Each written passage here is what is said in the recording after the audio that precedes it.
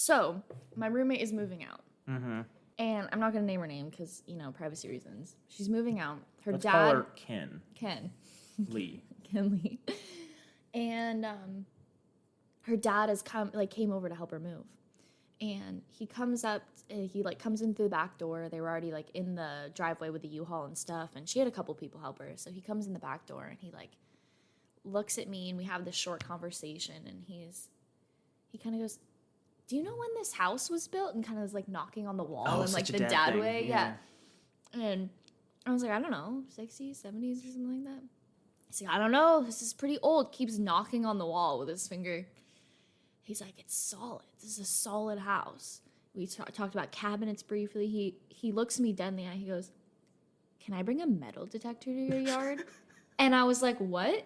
And he was like, yeah, I did it to this church near over here because there's because we live in an area where there's some older buildings that were 1960s. We mean it's Arizona. It's not. There's some that are pretty early. I'd say even back to the 40s. Oh wow, 1940s. But okay, buildings these days are so new in this area. True, yeah. I have to contrast them. So he said that he went to a church that down the street from where we live, and he went and took a metal detector to the yard. And he found a bunch of old coins, and he made $10 or something. Oh wow, yeah. that justifies the 4 hours outside. Yeah, so he was like, "Can I take a metal detector to your front yard?" I was like, "You know what? Do what you want to do." So now I'm kind of interested to see if he picks up any coins or if it's just gonna be nails, because we just got our counters redone here, and so there's got to be a bunch of construction material or something in the front yard. Maybe.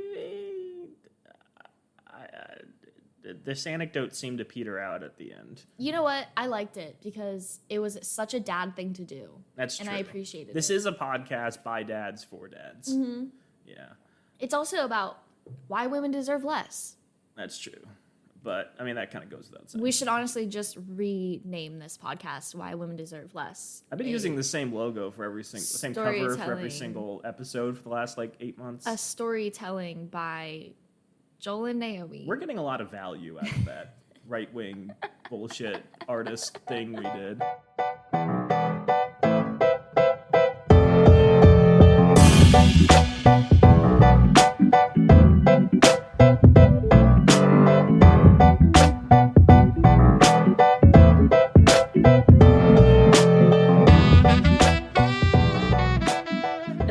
Welcome back to Why Will No One Date These Guys. This guy. It's no one date this it's guy. Naomi. It's specifically Naomi. We are renaming the podcast to call out Naomi's singledom. Singledom. Yeah, I'm Joel Guy. I'm Naomi Guy. Welcome back to another week of Joel's passion project about why women deserve less, a book that is way too short that Joel has written already 119 pages of an outline for. So Naomi, we are returning to start chapter 6, and shockingly, I don't know if chapter 6 will be 2 or 3 parts because he's just so information dense, and by that I mean he is literally dense, and by that I mean he's stupid, and by that I mean seriously, I think a middle schooler that I had paid $500 would have done a better job on this. Do you recall generally some of the arguments that have come up so far? He was just talking about why women deserve less, obviously, but then also sex and the difference between women wanting sex, men wanting sex, statistics, they were all wrong. Yeah. Those good things. But before we get into this, I do want to not cut you off here because I think it's important to remember he's made this argument building up to chapter 6, which is women don't give a shit about men in terms of relationships and in terms of sex. They want only the top 0.0001% of alpha Chad males. And because of that, society is starting to crumble. And we're going to talk about the repercussions of that in chapter 6. Before we do that, I would like to test our drink of the week, which is... It's going to be bad. New Wave Soda. It's not going to be good. Blackberry, unsweetened. It's 25 calories. How is it a soda? Yeah. And it's 25 slightly sweet calories, politely caffeinated. Yeah, that has big emergency vibes. Ooh, it's not good. It's like if you added emergency to a carbonated water. Wow, my foot is asleep right now. Ooh, it's got a little tingles. High quality content, Naomi. Naomi, do we have anything else to talk about this horrible, horrible book before we get into it? It sucks. Okay. And we suck for talking about it. That's totally fair. Let's get into chapter 6, violating the contract. Imagine a trading post in the 1780s American frontier, where the frontiersmen and Native Americans would meet to trade. The frontiersmen want the fine turquoise jewelry the Indians make, while the Indians want the whiskey the Europeans make. So I have a couple things. This is 2 sentences in, and already I have gone on a tear. I want to point out that he refers to Native people groups in the United States as Native Americans in line 1, and then immediately refers to them as Indians in line 2. I'm not sure if it has any greater significance beyond like either ignorance or poor editing, but it's a really weird choice nonetheless. Also, he's definitely pulling the old trope that Native Americans love alcohol, which is kind of horrible historical territory to wade into. He could have just as easily have said like weapons or horses or kettles, which, if you know anything about history, are very popular among Native peoples because you could take a big iron kettle and break it down into different tools. But no, he decided to choose alcohol. Yeah, whiskey is, for our listeners who aren't too aware of Native history, kind of a dog whistle because alcoholism tropes are basically coded, is coded for Native Americans as anything surrounding like bankers and Judaism these days. It's a easy way to be like, Native peoples are bad, and the reason they're bad is because they're highly susceptible to alcohol. It's not a good thing to bring up. It's not good territory to wade into. I'm going to assume he's just an idiot, but given the content of the rest of the chapter, maybe not. That's not the interesting thing, though. The interesting thing is his complete butchery of history. So I was reading this, and on a whim, I was like, this seems a little off, and so I decided to dig into the history of Indian trade. And, couple of things. So turquoise was not a common trade item until like the 1850s, not the 1780s, as he says. It really didn't kick off until the 1900s, when it began to be a big item for tourists. Why? Well, first, turquoise has never been as interesting or as valuable to frontiersmen as gold or silver or copper or even animal pelts, 4 things they could use as currency effectively anywhere, right? You would want those 4 things because you could trade those 4 things to practically anyone else. Turquoise was really more of a curiosity. Turquoise has historically been confined almost entirely to the southwest of the United States and was mostly traded between southwestern native peoples and those from Central America, not with the natives of the eastern United States. I think it's possible that some of it could have migrated eastward, but it's incredibly unlikely that native peoples would have traded between tribes for large quantities of turquoise and then turned around and tried to sell it as like their primary trading item to frontiersmen who would have regarded it mainly as a curiosity. But here's the kicker. He says 1780, which is super early in the U.S.'s history as a nation. So early, in fact, that we did not have primary control of the southwestern United States. Heck, we didn't even have control of most land west of the Mississippi River at that point. Spain did. If anyone would be trading with Native Americans for turquoise at this point, it probably would have been French or Spanish traders at French or Spanish trading posts. Or forts. I'm not saying it's 100% impossible that this scenario ever happened, but certainly not with the consistency he implies. And that's interesting because he's trying to come up with a metaphor for the exchange between the sexes under the so-called Ord contract, but instead comes up with a metaphor that has no basis in reality outside of the imagination of someone who knows nothing about history, which is a really telling representation of what he's doing in this book. The chapter only gets better from here. Oh, okay, great. Okay. He continues. They may haggle over price, both parties trying to get the best deal they can, but regardless, they show up at the trading post because they have a genuine interest in what the other party is offering. And as long as the frontiersmen bring good whiskey and the Indians create beautiful jewelry, this trade continues to benefit both parties. But what if the Indians learn to distill their own booze? I think the Indians are women in this metaphor. I hope that's the case, otherwise it doesn't make as much sense. In this scenario, the frontiersmen and Indians would have no reason to trade.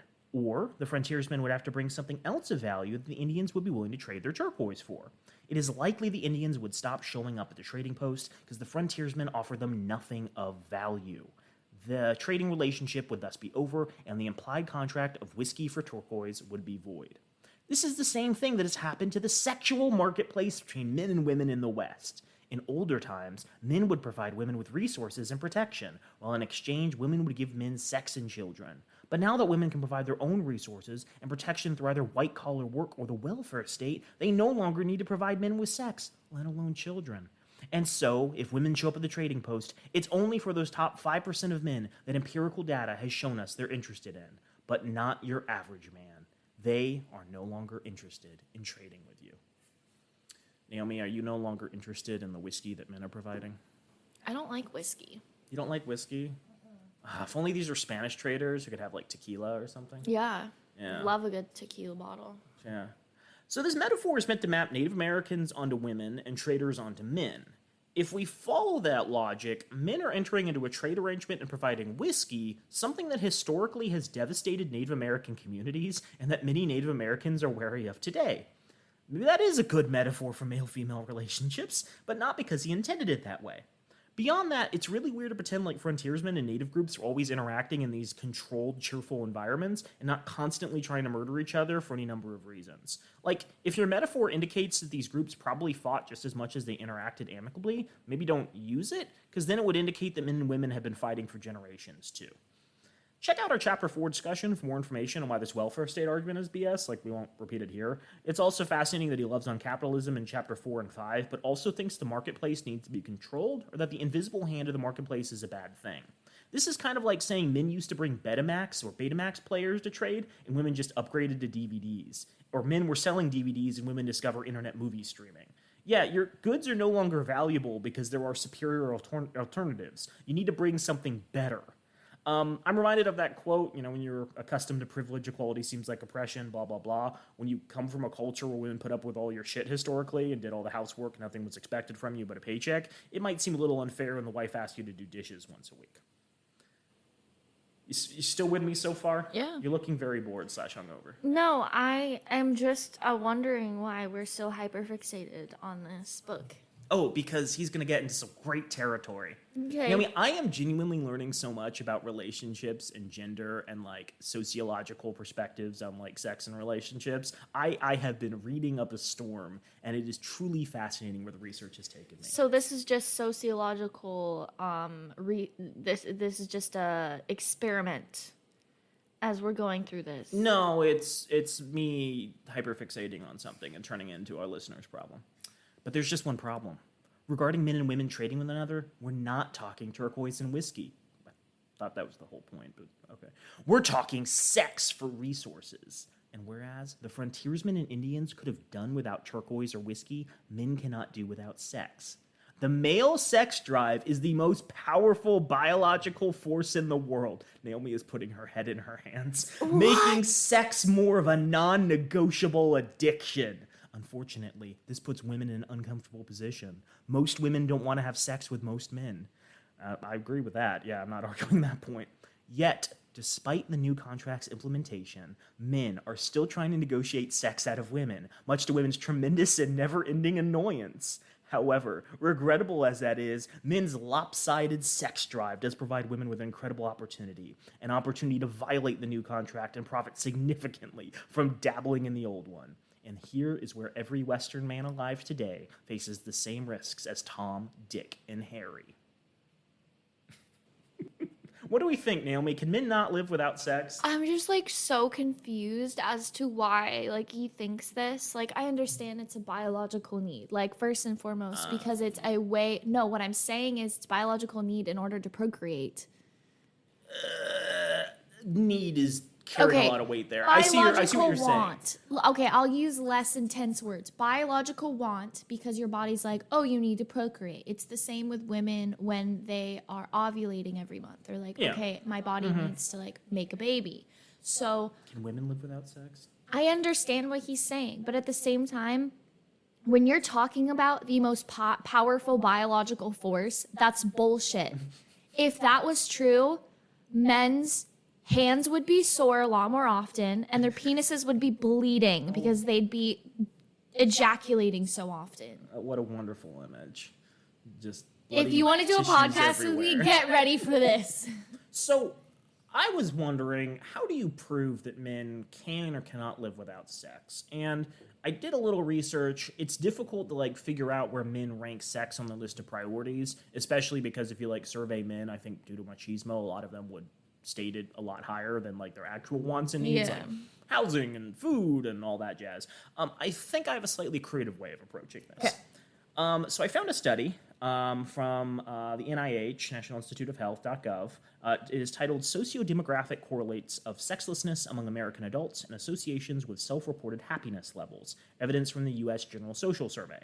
So this is by Gene Kim, Tam Wilson, and Peter Muning from 2017.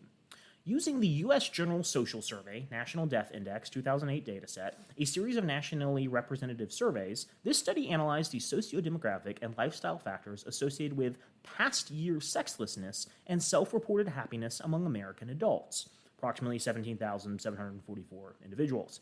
After adjustment for marital status, there was no significant time trends evident in the proportion of American adults reporting past year sexlessness. Among participants, aged 18 to 89, 15.2% of males and 26.7% of females reported past year sexlessness, while 8% of males and 17.5% of females reported no sex for 5 years or more. For both genders, past year sexlessness was most strongly associated with older age and being currently non-married in the multivariable models.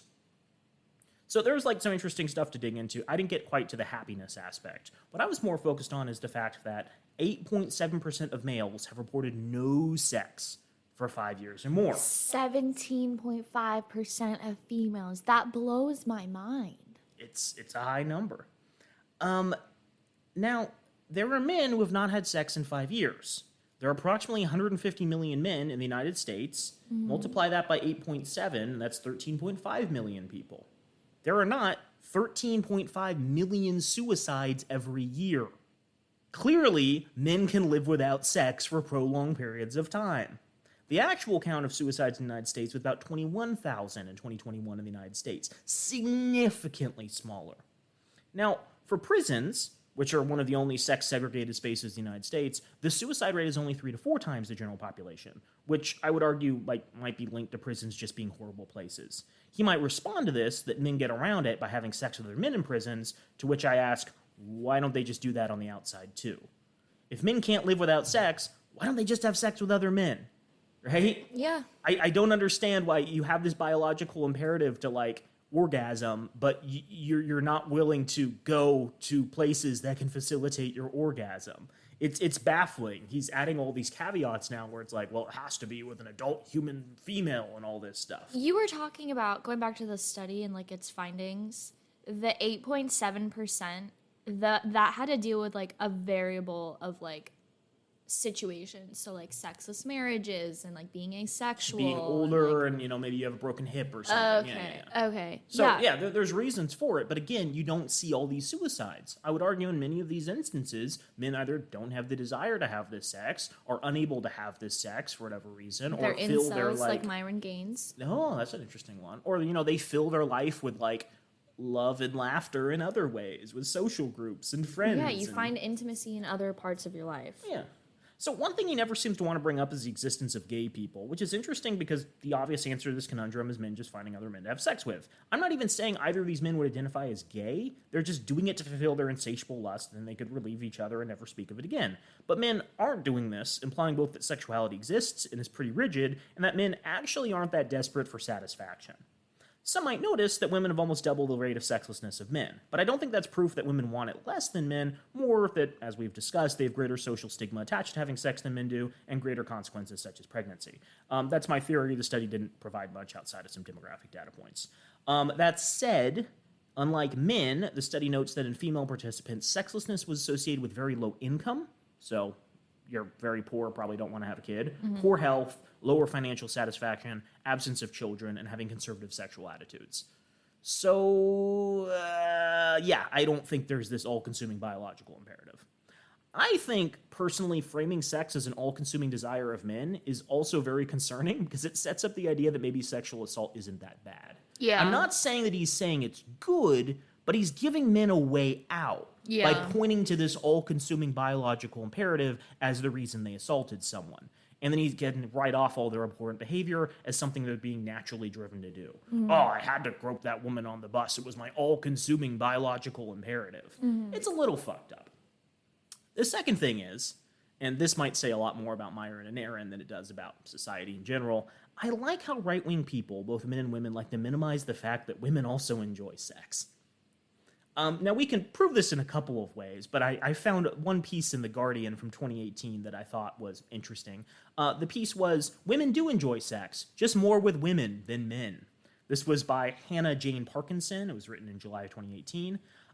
Women who sleep with women repeatedly report higher levels of sexual satisfaction in surveys and studies than women who have sex with men.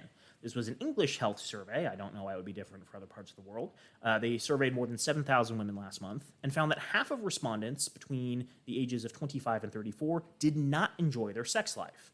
The percentage dropped to 29% among 55 to 64-year-olds, suggesting that sex for women gets better with age. I think we've discussed that. Basically, women feel more comfortable talking about what they want and are less willing to put up with partners who don't do the things they want. They're less insecure about their bodies as well. Yeah. So when asked about the breakdown of women's sexualities, the Public Health England survey said it had not collected this information. Instead, they categorized it by location, deprivation, ethnicity, religion, marital status, and age. However, previous global research suggests that women who had sex with women are probably more likely to be in the half that did not report sexual dissatisfaction. A 2014 study by the Journal of Sexual Medicine found that lesbians orgasm 75% of the time during sex, compared to 61% for heterosexual women. I didn't know the statistics were that close. I thought it'd be a way larger variable. The sexual orientation of men, however, did not appear to have much effect on the rates of orgasm. Gay men reported coming 85% of the time, while for heterosexual men it was 86% of the time. A much larger study in 2017 of 53,000 Americans by the Kinsey Institute recorded slightly different numbers with the same trends. In this instance, lesbians reported coming 86% of the time, as opposed to 65% for straight women. So there you have a much bigger gap. Straight men said they orgasm 95% of the time. So you might say, well, this just proves women aren't actually attracted to men, and that women who are attracted to women have far greater sexual satisfaction. Well, the article addresses that. It's simple, says Maddie Silver, a sexual health therapist based in Australia. Lesbian women know where the clitoris is and know what to do with it in order to get an orgasm. They don't need to show their lesbian partner what to do, which means their sexual satisfaction is higher. I think communication during sex is A-okay, but I think having to constantly stop and be adjust or be faster or move down, continue that is a little less satisfying than just letting your partner do what they want. I think there's a learning curve. No, yeah, I'm not saying there isn't, but clearly that learning curve takes quite a while for heterosexual women to figure out. When we know how to give ourselves an orgasm, we know how to communicate our sexual needs to our partners. There are many men who believe they can give their partners an orgasm just by having intercourse, Maddie adds. That only happens for 20% of all women. They often need clitoral stimulation or oral sex for it to happen. It's one of the reasons that many heterosexual women fake their orgasms. This article goes on to point out that straight men's understanding of sex comes almost exclusively from porn, citing a study where researchers could not find a single man who had not seen pornography, and noting that women tend to be much better at communication than men, making it easy for lesbians to share exactly what they need to orgasm. Which I think gives us a clear takeaway. Men might be able to satisfy women more if they follow the simple steps of knowing where the clitoris is and listening to their partners. Crazy stuff. Crazy stuff. Naomi looks both shocked and bored. No, Balked.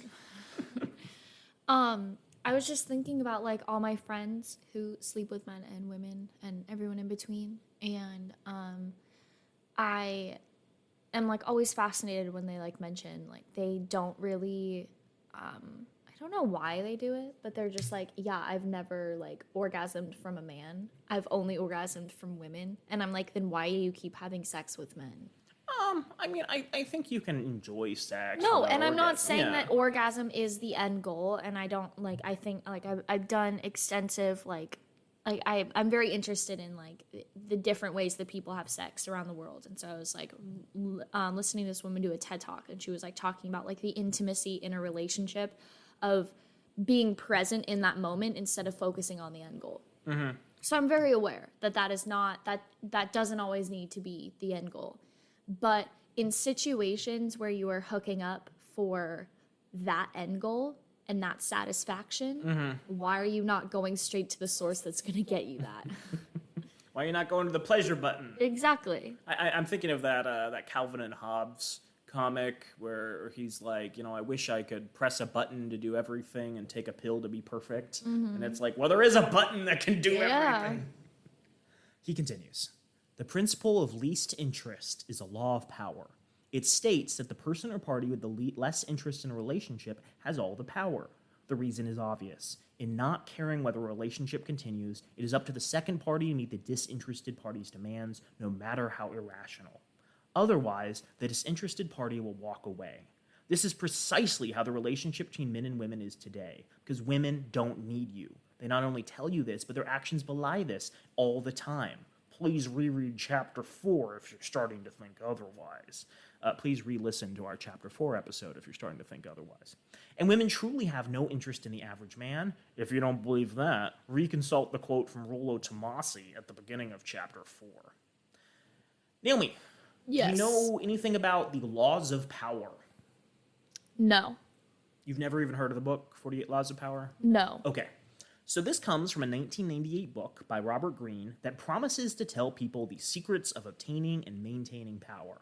That's an interesting topic, right? Yeah. If you can provide me basic principles for how to, like, control the world around me, that's something that I think a lot of people would be interested in. And they have. It's sold millions of copies. Now, how did he actually obtain these rules? I know because I own this book and probably should get rid of it because it's complete garbage. He obtains these rules by reading stories about ancient mythology and anecdotes about rich people and piecing together one-line lessons from these. Like, he literally has anecdotes in the book where it's like, some ancient Chinese general did this one thing, so clearly everyone who desires power should do this one thing. It's really hard to get into how stupid the book is without doing a multi-part episode on it, but it falls victim to the survivorship bias, where he's pointing to people who did a thing as proof that it works, while ignoring all the thousands of people who did the same thing and were not successful. Like climbing Mount Everest. Yeah, like, you're ignoring... how do I phrase? You wouldn't go to a lottery winner and ask him to predict the numbers for the next week.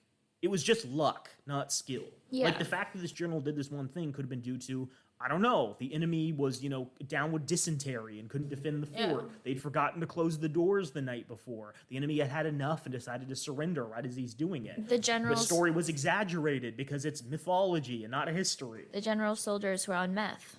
Exactly. Which, I hear you can be exposed to now. We just heard about 5 police officers exposed to meth and had to go to the hospital. God, what was it? It was like it wasn't Chipotle. It was like this like restaurant in Florida, and they like tested the food, and it was like one of the best restaurants in the area, and it like had meth in it. Huh. Yeah. I heard some anecdote that researchers a while back like tested U.S. currency for disease, and they didn't find disease on a lot of banknotes, but they did find presence of cocaine on nearly all of them. Yeah. So the quality of work he's citing is this like guy being like, oh, I heard once that a robber baron did this thing and you should do this thing too. That's like the quality of work he's citing to prove the immutable laws of the universe. So there is some evidence done in very small studies that partners who identify as less invested in a relationship tend to have greater control than partners who do not over things like finances and birth control. So if I'm kind of on the fence and I'm like, I don't know if I want to stay in this relationship, yeah, you might have a little bit more control over like what your partner does. Your partner might be like, I have to like do more things for them in order to like keep them on the line. Okay, I can kind of make sense. But that's in existing relationships. That's not in interactions with potential partners like he's framing it. We can understand intuitively that if someone doesn't indicate interest on a dating app, most people just move on. The person who ignores them does not have the power over them. They're forgotten in 10 minutes. So he's arguing that like women have so much control over men because they don't like give men the time of day. He cites this example that only really applies to existing relationships and is like, well, it also works on dating apps. But having spent time on dating apps, if someone doesn't like pay attention to me, I don't spend the rest of my life pursuing them. I move on with my life because I'm a human adult. Also, I can think of multiple examples where this law of power thing just doesn't work in pretty much any relationship arrangement. Like, I can see there are specific times it might apply, but like, let's give some examples of like relationships between two people, romantic and otherwise, where it just wouldn't work. If you're a teen whose parents force them to get a part-time job, you don't have more power than your boss just because you don't care if you get fired. If you're volunteering for your church and are fed up with how you're treated, you don't get to decide how mass is run just because the church values your help more than you value helping them. If you're in a relationship and want to break up, that doesn't automatically mean you get all the assets or even have a bargaining advantage in divorce court. It also doesn't mean you automatically get to dictate whether you're going to have kids or where you're going on vacation. It might just mean your partner gets fed up with you, right? Think about men in housework, for example, a topic that's come up multiple times as we've been discussing this book. Men who don't care about helping their partners do not get to dictate the terms of the relationship at the end of time because it usually ends up in divorce. So also, let's circle back to his proof that women don't care about the average man. He says, refer back to Rollo's quote from the beginning of chapter 4. Chapter 4 doesn't open with a quote by Rollo. It opens with his insightful criticism of the song Who Rules the World. There's no Rollo quote there. So either he stole the commentary on that song from Rollo and didn't give him credit, or he's referring to Rollo's quote from Chapter 5, which again betrays his impeccable editing skills. Every time you say Rollo, I just think of the caramel-filled chocolates. I wish he was the caramel filled. Do you think he did that? Those Because are he's like, so good. I'm going to change my name to Rollo because women have positive associations. Here's a little recipe idea.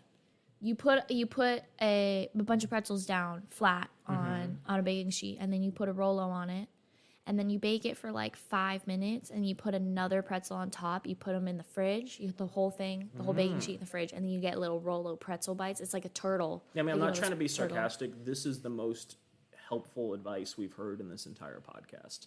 Like, know. Nothing he said has been nearly know. as helpful as your recipe for caramel chocolate pretzel bites. I know, and they're freaking good. Yeah. Yeah. I'm gonna name myself clitoral stimulation. Hope that women go out with me. Jesus Christ. Let's remember that Rollo quote says that Ah! the proof women hate beta males is that they're willing to spend 150,000 and 48 years of their lives to avoid marrying one, which we've already discounted because the vast majority of women do not have advanced degrees, even younger ones. College doesn't cost $150,000 for most people. Only 10% of debt holders, men and women alike, owe more than $100,000, blah, blah, blah, blah. But that quote referred to beta males, not average males. He's once again conflating average men with worthless in his eyes beta males. This is further emasculating and shitting on his audience, unless, of course, his audience is only in the top 5% of alphas reading this. But this is an important thing. I don't want you to forget this. Okay. He initially was like, beta males are like the lowest of the low. Like, no one wants to be a beta male. Women hate beta males, blah, blah, blah. But now he's saying that, like, beta males are just the average male. And so he's saying pretty much anyone who's reading this is just a worthless sack of shit. Yeah, This that's is kind great of the treatment of his whole audience. point of like men in this like misogynistic circle. And I'm not gonna name any names because I don't want to waste my breath on them. But it's like, oh yeah, I'm the best because I'm a narcissist and I view myself that way. And everybody under me, even the cousins that I hire to do my side jobs for like no money at all, they're beta males, which means like they're just average. Like they can never be me. I'm going to come up with a new type of man. There's like sigmas and alphas and betas. I'm going to call it beta males, like better.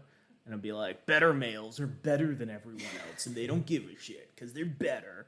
And then have everyone really confused because they don't know what I'm talking about.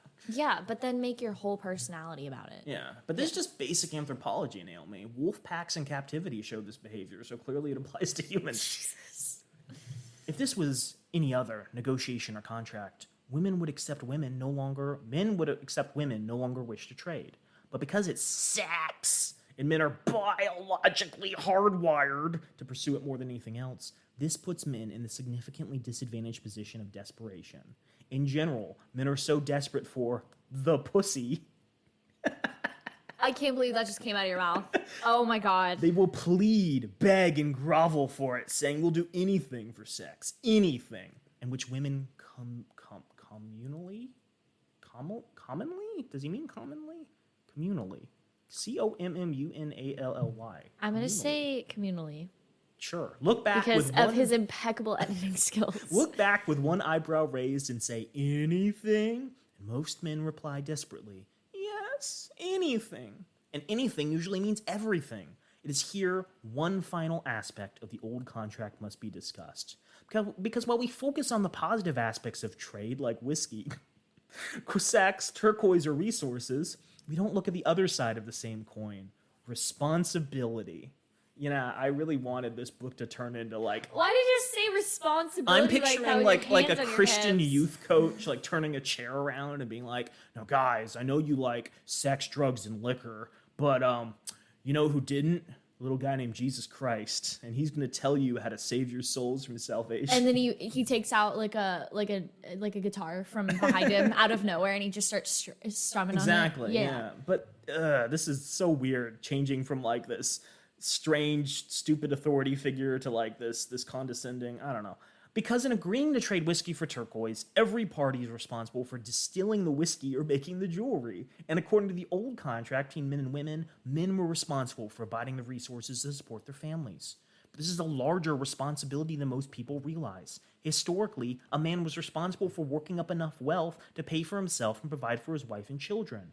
He was also responsible for ensuring they were safe and protected from all threats. So yes, he was getting laid, and yes, he may have children, but he was the one who had to go out and work until he died, or grab a spear to fight off a pack of wolves if necessary. I'm picturing like a 1950s like husband in a suit coming home from work, and the wife's in pearls and a dress, be like, honey, the wolves are outside again. Grab your spear. Jacob is outside. Jacob from Twilight. Those books I know I'm not supposed to read, which I can't read because you've kept me in this house all my life. More modernly, this translated into working at the factory, going to college, signing up for the draft, or fixing the home. Yeah, putting a mailbox up in front is the same as fighting wolves. Yeah. I totally agree. Yet what most men don't see is that all these individual people work to provide for their families by default, and they also became the entire economy. They became all of society.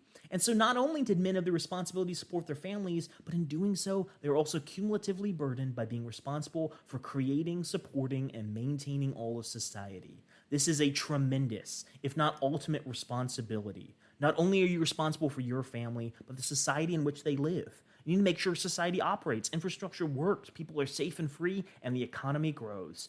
And this was such a huge obligation that most men worked until they were dead to ensure the integrity of their families and society. For the most part, it was a laborious yet sacrificial life for sex, family, and love.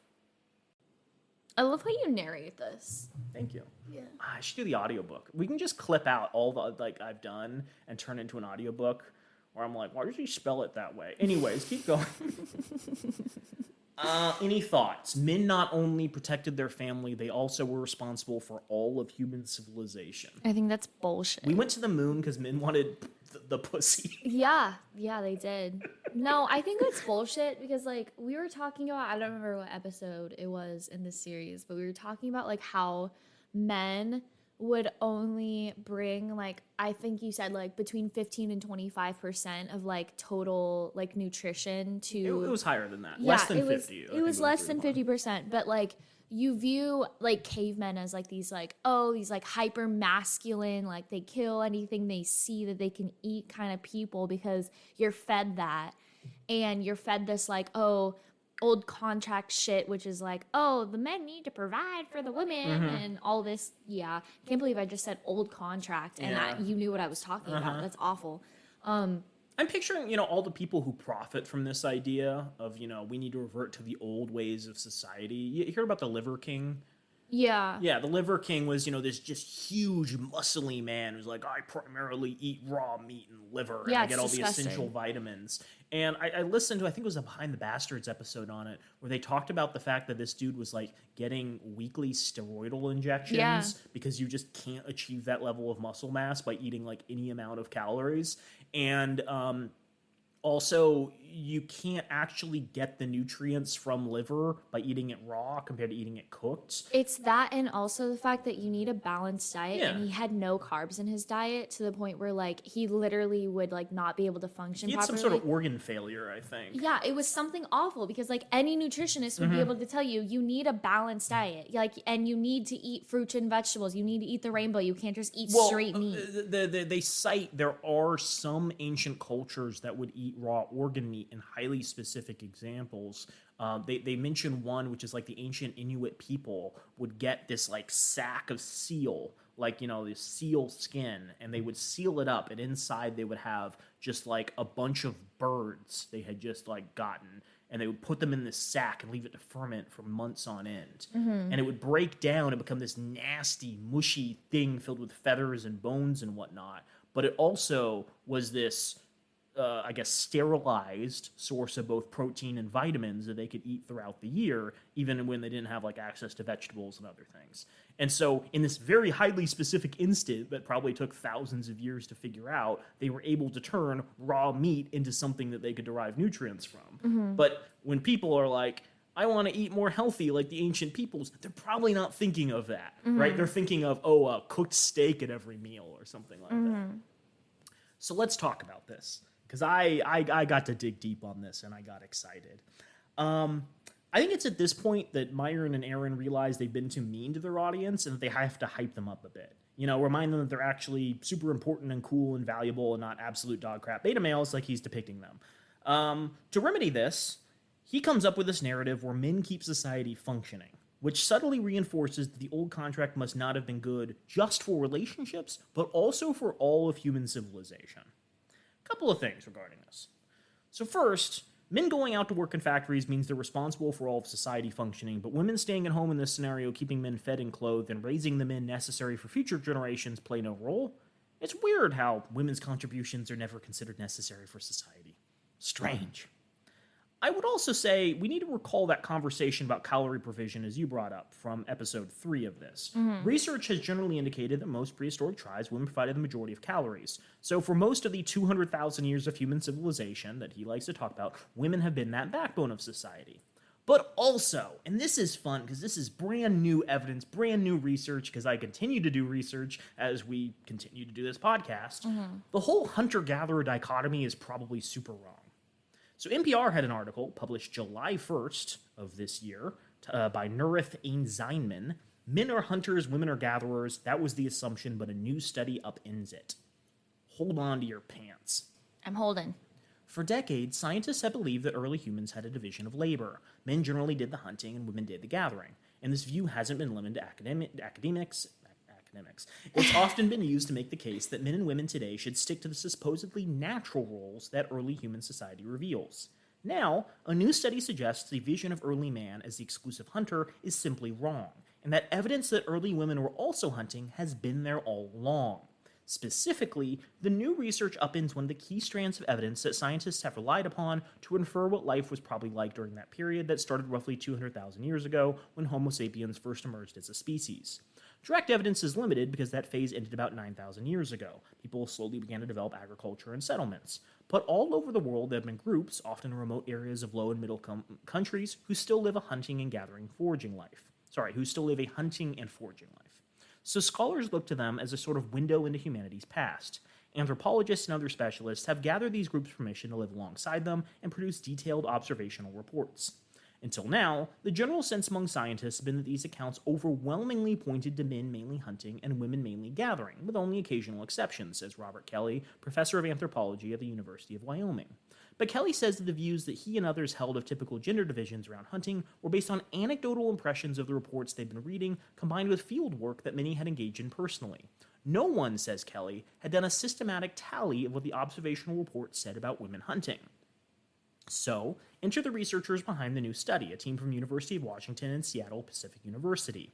We decided to see what was actually out there on hunting, says the lead researcher Kara Wall-Schleifer, a biological anthropologist. They combed through accounts from as far back as the 1800s through to present day. And rather than relying on summaries of these accounts, as scientists often do when analyzing large numbers of them, she notes that her goal was to go back to the original ethnographic reports of these populations and see what had actually been written about their hunting strategies. Their finding, published in the journal PLOS1 this week, is that in 79% of the societies for which there is data, women were hunting. 79%. Their findings indicate that this wasn't just opportunistic killings of animals that the women happened upon. The vast majority of the time, she says, the hunting was purposeful. Women had their own toolkit, they had favorite weapons, grandmas were the best hunters of the village. In other words, the majority of cultures for whom hunting is important train their girls and their women to make their tools and go hunting. She says she was expecting to find evidence of them hunting, but not to this extent. That piece has just been really underappreciated, she says, even though it's right there in the literature. The implications of these results are potentially enormous, says Kimberly Hamlin, a professor of history at Miami University in Oxford, Ohio, who specializes in ways that evolutionary science has figured in the wider culture. I think that next to the myth that God made a woman from man's rib to be his helper, the myth that man is the hunter and woman is the gatherer is probably the second most enduring myth that naturalizes the inferiority of women. It has fueled the idea, she says, that men are supposed to be violent. They're supposed to be aggressive, one of the core elements in the soup of toxic masculinity used to excuse damaging male behaviors, including rape. The popular narrative of men as the sole, or almost exclusive, hunter has also been used explicitly and even implicitly to argue for policies that prioritize men's role as the natural breadwinner and that also limit them to the role, by instance, denying them paternity leave. By the same token, she maintains, the idea that somehow women are naturally preordained to be caretakers and maternal figures, whether they like it or not, often underlies policies that effectively force motherhood on women, including policies that restrict access to abortion and contraceptions. So this new study's findings are thrilling, concludes Hamlin. It's really going to encourage us to call into question a lot of these ideas about what men and women are supposedly naturally like. So, he's making the argument once again that the old contract was 100% real and good, and that throughout human civilization, men have done all the work and women have just sat at home watching their soap operas. Yeah. Or stone cave animal operas. The problem is, as we've discussed, not only were women already doing like a huge amount of the gatherer work, the evidence seems to indicate that women did a lot of the hunting as well. And that makes a lot of sense, because it's like, hey, there's a lot of protein and calories contained in animals. The more people we have of our tribe going out and hunting these animals, the better chance we're going to have of getting them. It's called statistics. Sure.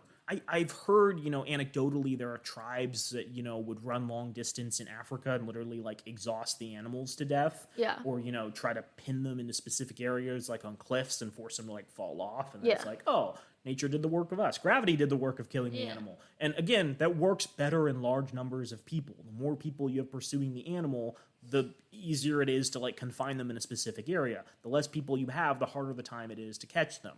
So, yeah, it makes a lot of sense to me that women were probably out there working alongside men to hunt game. Again, 80% of societies have this.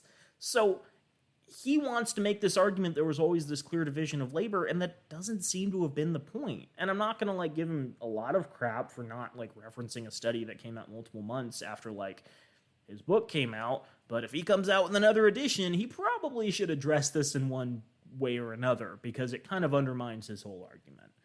But let's talk about more modern times, Naomi. Okay. Because it's really hard to claim that women didn't contribute to the workforce in industrial times, when the official Bureau of Labor Statistics indicate that 32% of women were participating in the workforce as soon as they began tracking data in 1948. Right? Okay. 1/3 of all women, when statistics began in the United States, were doing something to implicitly benefit the economy. Mm-hmm. If you're talking about before that, the low estimate from, like, the 19th century is 11% labor force participation. That's explicitly for free women. It's unclear slave women, how they would have contributed to all of that. But there's also the argument that the old ways of tracking pre-1950 labor force rates didn't account for all of the activities that contributed to the market. And research from 2021 says that women's participation rate in the economic markets has always been above 50%. So ISA DP, it's a journal, number 14449, had an article in June of 2021 by Barry Chiswick and Ray Ann Helinda Robinson.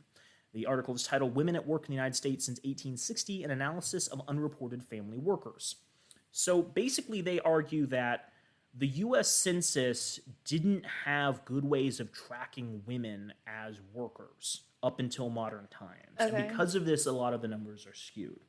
So it says, using microdata and conventional measures, the participation rate of women increased from 16% for adult-free women in 1860 to 24% in 1920 to 56% recently. The paper demonstrates that for various reasons, the labor contributions by women to family-operated businesses has been discounted, especially in the past. By using microdata and linking the responses of each person to those of self-employed relatives in the household, we can infer who are likely to be unreported workers in the family business, and thus create a more accurate description of women's true labor force participation. In contrast to the commonly accepted remarkable rise in women's attachment to the labor force throughout the 20th century, this paper illustrates that the dramatic change over time has actually been the large shift of females from engaging in unreported work in family businesses to reported work in the paid labor market. Moreover, the augmented female labor force participation rate shows relatively little change from 1860, 57%, to 1920, 50%, to 2015, 2019, 58%. When comparable adjustments are made for males, the augmented labor force participation rate differs by little from the conventionally measured rate. So why is it that there was this vast underreporting? Well, given the negative social connotations for working women, there's a rampant undercounting of occupation by women themselves or by the respondent representing the household. This is, in part, because a woman's primary social identity was to be a wife or daughter. It was expected that she would also take on the necessary duties of running the household, supporting her husband or father in his occupation, and assisting with providing for the family wherever possible. For example, women regularly contributed to the household by engaging in industrial homework, such as light manufacturing done at their home, taking in boarders, and participating in agricultural production. However, this labor was largely viewed as an incidental feature of their lives, and in contemporary perceptions does not equate to the market work of men. This attitude was so ingrained that the Census Office issued a statement with the 1870 census addressing the undernumeration of women. They said, "It is taken for granted that every man has an occupation. It is precisely the other way with women and young children. The assumption is, as the fact generally is, that they are not engaged in remunerative employment. Those who are so engaged constitute the exception, and it follows from a plain principle of human nature that assistant marshals will not infrequently forget or neglect to ask this question." This indicates it was common practice for census enumerators to largely ignore even the possibility of women having an occupation, which can help explain the exceedingly large number of blank entries from women's occupation in the 1860 census data. Between the hesitancy to report females having an occupation due to social stigma, the discounting of female labor as part of their daily duties, and the omission of even requesting a female's occupational status, it is no wonder that general accounts of free female labor force participation in the 19th century are so low, about 11%. I think we can skip over how she actually estimated this. It's interesting stuff where basically she looks at gaps in the data as well as like husbands talking about the work that they did. And if the work they did was like taking in boarders, you can probably assume the wife was participating in that as well. Like if you're running a boarding house, the wife probably has to do the dishes and make food and clean clothes and strip sheets and all that stuff. Yeah. So yeah, really, really fascinating analysis from 2021, which was before this book was published.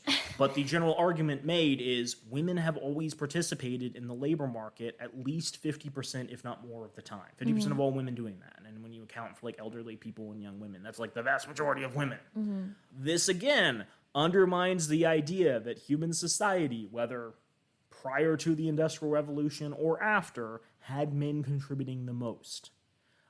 Fascinatingly, like I've read a number of books on slavery recently, and they talk about how this like gender segregation of work also was in slave culture too, where black women were not only expected to work out in the fields and be as productive or nearly as productive as black men, they also were expected to make all the meals and take care of the kids when they came in for the night.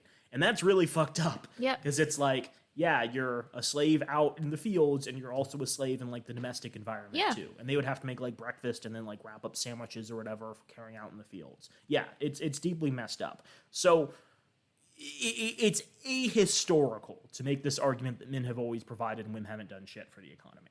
Yeah. But don't worry, Naomi, that's not going to stop him from making even more assertions. I think this last part is going to be where we wrap up for today. Okay. There is some good news. Just as the new contract liberated women from men, it also liberated men from this total and complete burden of supporting society on their horrible, groaning shoulders. Men were no longer solely responsible for supporting and providing for the rest of society. Women would now equally shoulder this. Men were no longer solely responsible for ensuring the lights stayed on, the water flowed, and the borders protected, but women were equally responsible. I'll say this, the lights staying on, the water flowing, and the borders being protected are the three genders. I can't be convinced otherwise.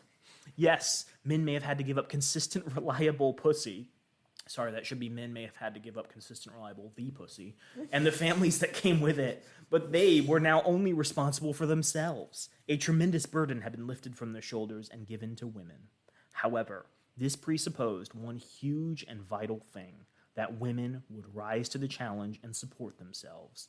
Those women would do what they said they would do and be independent. They too would work alongside men, plumbing houses, paving roads, signing up for the draft, and carrying their weight in society.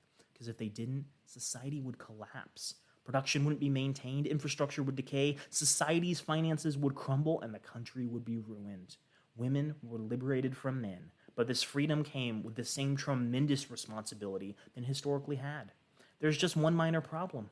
Sadly, women haven't held up to this end of the bargain as a group. Sadly, most women have delegated this responsibility to society and men. And though we'll go into great detail about how below, this means they're now in violation of the new contract, which means men need to wake up and adopt to the new normal. Adapt.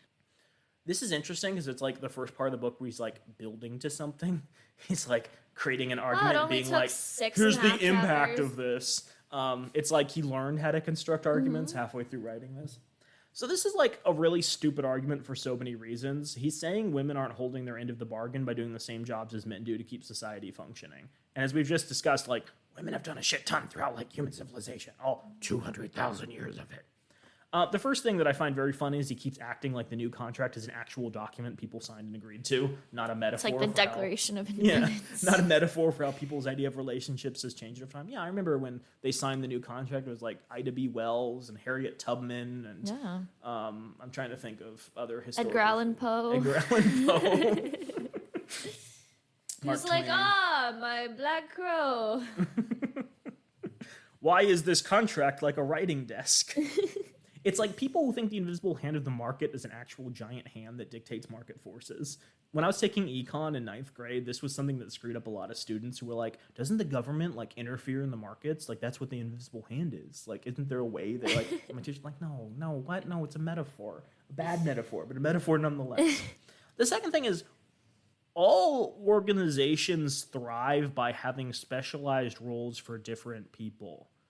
The manliest thing you can do, according to him, is like border patrol or being in the military, and it does not have 100% of its members trained and ready to shoot guns at any given moment. Naomi, guess what percentage of the military ever sees combat? I'm gonna say 15%. 15%. Interesting. 40%. Okay. Never see combat at all. This is from a website I'm not going to cite because it's like aggressively pro-military and written in such a way that's like, I know you're concerned about joining the military, but actually joining the military is like super cool and chill. You could be like the coolest kid at school if you become like a military. Stop using this voice. It's awful. So 40% never see combat. This is like cooks, medics on the back end, payroll specialists, physical therapists, budget analysts, etc. Of the remaining, they're stationed in places like England where there's no active combat zones anywhere nearby. That might change. You know, Brexit's done a lot to England. But at the moment, like, England is not an active combat zone. So, similar to the military, the same is true for society as a whole. Not every single person needs to be a plumber or mechanic or road paver. There is plenty of room for people to do other things, and I personally believe we should aspire to have a society that automates critical functions to give us more relaxation and leisure time. Wouldn't that be something? But even then, are you like really telling me this motherfucker doesn't think healthcare or childcare are essential functions for society? Like, even if you want to like say everything else that women do is stupid, like you're really telling me that taking care of the kids that will become the next generation of plumbers or pipe fitters or whatever isn't actually needed? That seems pretty integral to making sure human civilization sticks around. We can just stop making babies now. This is true. Third, very little is stopping men from getting the jobs women have. Like, he's complaining that women are taking all these easy, stupid jobs. Okay, well, nothing is stopping men from applying for the same positions. Yeah. The reason he doesn't think of that is probably because he recognizes these jobs pay little and have little respect, so he just dismisses the possibility out of hand. Like, who would want to, like, raise preschoolers? Preschoolers are filled with pathogens and death and all that. Boogers. Fourth, women are actively discouraged not to take these jobs. So Catalyst.org had a piece May 31st of 2023. Again, this is me pulling common recent research to support my arguments. Okay. This is what you should do if you're like writing an authoritative guide to like human civilization. The article was titled Women in Male-Dominated Industries and Occupations, parentheses, quick take. So across the globe, women working in male-dominated industries are more likely to experience sexual harassment than those working in other industries. In 2020, nearly half, 47% of Canadian women working in trades, transportation, equipment operation, and related occupations reported experiences of inappropriate sexual behavior at work. In the United States, the EEOC receives more reports of sexual harassment from women working in male-dominated industries like construction, utilities, mining, transportation, and warehousing. Women of color, particularly black women, are least likely to report having support from their managers, which contribute to a lack of leadership opportunities. Women working in male-dominated industries face a variety of challenges in addition to sexual harassment, including societal expectations and beliefs that question women's leadership and managerial abilities, pervasive stereotypes leading women to take on necessary but rarely rewarded office housework, high levels of stress, anxiety, depression, lowered self-esteem, and self-handicapping behaviors stemming from feelings of imposter syndrome, lack of mentoring and career development opportunities. Since women are the predominant caregiver in families, they are looked at unfavorably when they need to take time off in industries commonly lacking paid sick leave like construction. Women also use various mechanisms to cope with working in male-dominated work environments, such as overworking to prove themselves, which may eventually lead to early burnout, giving into pressure to act like one of the boys, exacerbating the problem by contributing to the normalization of the locker room culture. Leaving the industry, the final section, it says that women sexually harassed at work are 6.5 times as likely to change jobs, often to ones with lower pay. So he's complaining that women don't take the quote-unquote essential jobs for society, and then all the research seems to indicate that women face significant barriers when they try to take these jobs. And when they experience the barriers that men put up, such as sexual harassment, they're far, far more likely to quit the industry and go to jobs that I would imagine are less stressful, but also pay less. One final thing that I do want to note here is that when women enter high-paying fields, such as fields where men work, the pay actually shrinks. Are you aware of this? No. Oh, this is fun. So New York Times had an article, March 18th, 2016, by Claire Kane Miller. As women take over a male-dominated field, the pay drops. So once women... Ooh, excuse me. That soda's coming back with a vengeance. Once women start doing a job, it just doesn't look like it's as important to the bottom line or requires as much skill, says Paula England, a sociology professor at New York University. Gender bias sneaks into those decisions. She is a co-author of one of the most comprehensive studies of the phenomenon using United States Census data from 1950 to 2000, when the share of women increased in many jobs. The study, which she conducted with Asaf Levanon of the University of Haifa in Israel and Paul Allison of the University of Pennsylvania, found that when women moved into occupations in large numbers, those jobs began paying less even after controlling for education.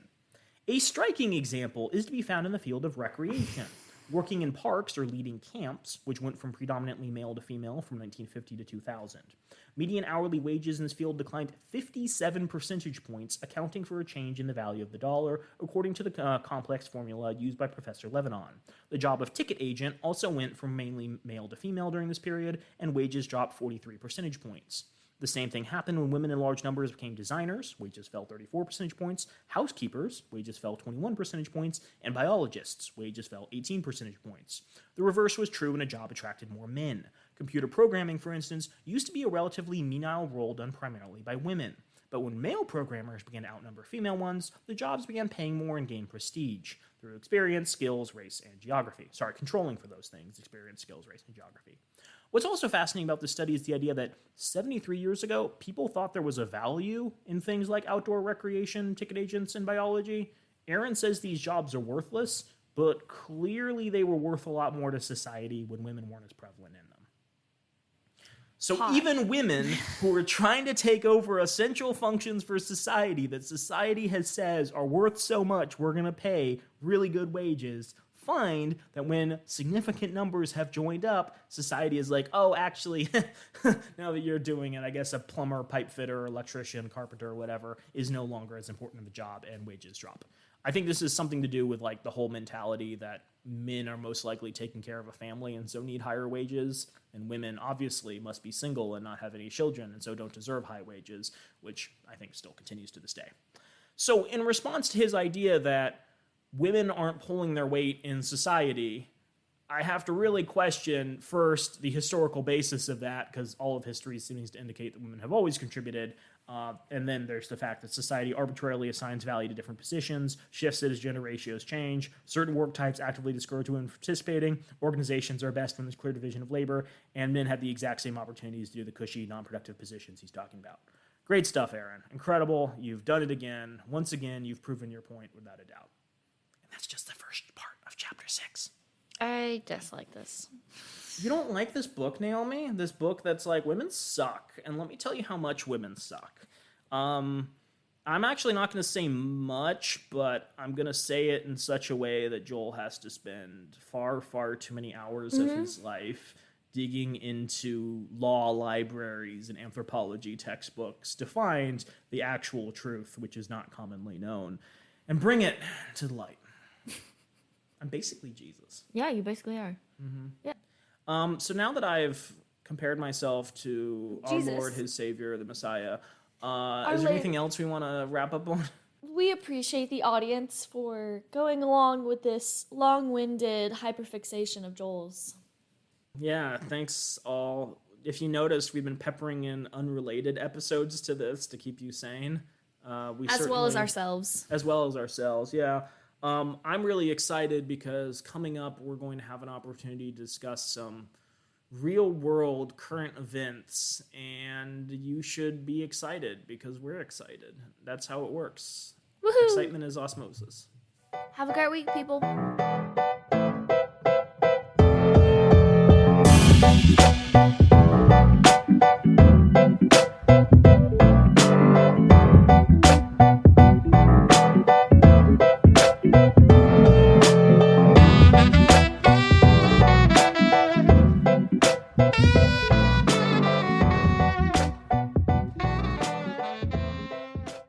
We have many thanks for the use of our theme music, which is the song Drop by Ketsa. You can find more of their music online at ketsa.uk. You can also find Date These Guys online on Twitter and Instagram at @DateTheseGuys or visit datetheseguys.org. If you have questions for the podcast or want to be a wealthy sugar parent, please send an email to datetheseguys@gmail.com. If you'd like to support our work, please consider becoming a patron at patreon.com/datetheseguys. We have behind-the-scenes information, early episode access, participation in polls, and exclusive access to a guy sibling map of date ideas for the Arizona area. Since the world sucks right now, we are currently donating all Patreon proceeds to trans organizations like the Trevor Project, a trans suicide prevention organization, and moving assistance funds for those fleeing states outlawing their very existence. Please consider becoming a member and supporting our work today.